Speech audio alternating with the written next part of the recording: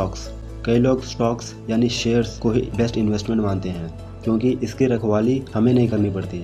इस तरह के इन्वेस्टमेंट में कंपनी जितने % ग्रो करेगी हमारी वेल्थ भी उतने % ही ग्रो होती है। इसमें सबसे इंटरेस्टिंग बात तो यह है कि हमें उस कंपनी में कोई भी काम नहीं करना पड़ेगा।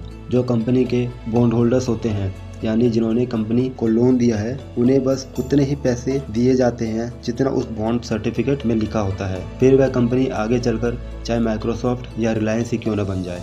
लेकिन जो शेयर होल्डर्स होते हैं वह कंपनी की ग्रोथ का पूरा मज़ा उठाते हैं। यानी अगर कंपनी 20 गुना बढ़ेगी तो उनकी इन्वेस्टमेंट भी 20 गुना हो जाएगी। अगर हमें इन्वेस्ट करना शुरू करना है तो ऐसा नहीं है कि हमें करोड़पति होना होगा या लखपति होना होगा। आप 500 से भी इन्वेस्टमेंट शुरू कर सकते हैं। स्टेट बैंक ऑफ इंडिया का आज शेयर प्राइस 600 रुपये चल रहा है। इसका मतलब कि हम 600 रुपये में स्टेट बैंक ऑफ इंडिया का कुछ हिस्सा खरीद सकते हैं। ऑथर कहते हैं कि अगर हम यह भी नहीं करना चाहते तो हम किसी कंपनी को ट्रैक करना शुरू कर सकते हैं। फिर उसके फाइनेंशियल स्टेटमेंट को पढ़कर यह इमेजिन कर सकते हैं कि हमने उसके शेयर खरीद लिए हैं। अब हमें यह देखना होगा कि हम लॉन्ग टर्म में उस कंपनी का उतार चढ़ाव के बिहेवियर को प्रिडिक्ट कर पा रहे हैं। जब हमें कुछ अंदाज़ा होने लगे तब हम शेयर्स खरीदना शुरू कर सकते हैं।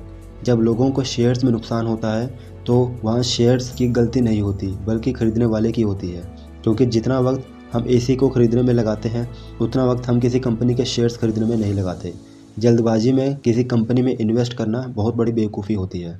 Investment in mutual funds. अगर हम खुद अपने पैसों को इन्वेस्ट करना नहीं चाहते तो ऑथर कहते हैं कि हम म्यूचुअल फंड्स में भी पैसा इन्वेस्ट कर सकते हैं।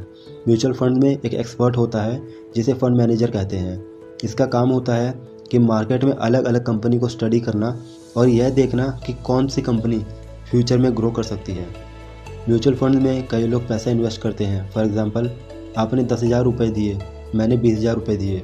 अब फंड मैनेजर इन सारे पैसों को कई अलग अलग कंपनी में इन्वेस्ट कर देता है। अगर यह सारी कंपनी ग्रो करती है तो ये सारा प्रॉफिट इन्वेस्टर्स को उनके लगाए हुए पैसे के हिसाब से दे दिया जाएगा। इसी तरह अगर लॉस हुआ तो वह भी इन्वेस्टर्स को ही सहन करना पड़ेगा। अब क्योंकि फ़ंड मैनेजर हमारे लिए काम करता है तो वह इसके लिए हमसे कमीशन लेता है, जिसे एक्सपेंस रेशियो कहा जाता है। तो दोस्तों, जैसा कि मैंने बताया था कि लास्ट में मैं आपको एक इन्वेस्टमेंट ऐप के बारे में बताऊंगा।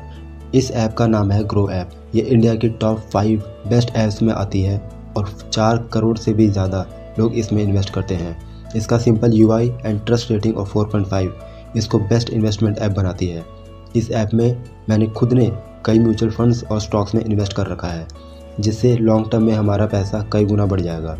तो दोस्तों, ऐप की लिंक डिस्क्रिप्शन में दी गई है। लिंक पर क्लिक करें और ऐप डाउनलोड करें और फाइनेंशियल फ्रीडम की तरफ एक कदम रखिए, जिससे आप और आपका परिवार फाइनेंशियल फ्रीडम हासिल कर सकता है। Types of investors. अगर हमें इन्वेस्ट करने में मज़ा आ रहा है तो हम शेयर्स खरीद सकते हैं। पीटर कहते हैं कि इसके लिए हमें MBA करने की ज़रूरत नहीं है। एक आम आदमी भी अपने लिए शेयर ढूंढ सकता है, यहाँ तक कि वह किसी फंड मैनेजर से ज़्यादा रिटर्न भी कमा सकता है।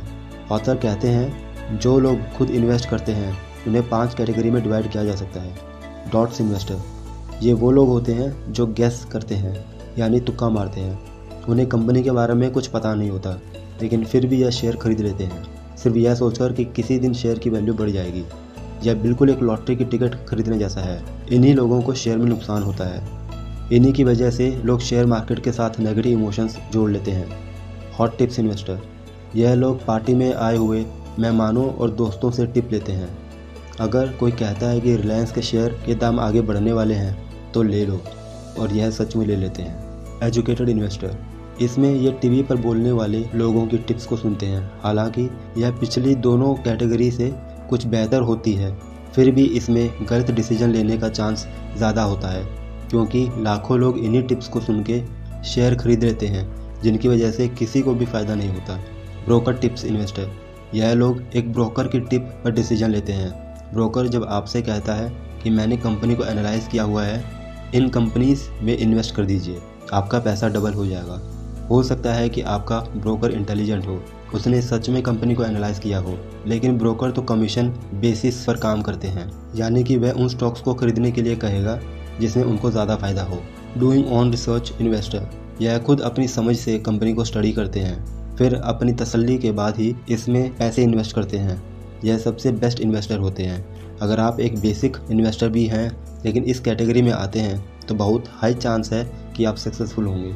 तो दोस्तों, आप सबको यह समरी कैसी लगी ये कमेंट में ज़रूर बताएं और आप कहां कहां इन्वेस्ट करते हैं ये भी बताएं, ताकि हम भी इन्वेस्ट करके जल्दी से फाइनेंशियल फ्रीडम हासिल कर सकें। चैनल को सब्सक्राइब करें और वीडियो को लाइक एंड शेयर करें। Thank you guys. उम्मीद है आपको ये वीडियो पसंद आई होगी। आपने अब तक हमारे चैनल को सब्सक्राइब नहीं किया है तो इमीडिएटली चैनल को सब्सक्राइब करें और वीडियो को इमीडिएटली लाइक और कमेंट भी कर दें। जल्दी मिलेंगे और भी बेहतर वीडियो के साथ। Thank you so much.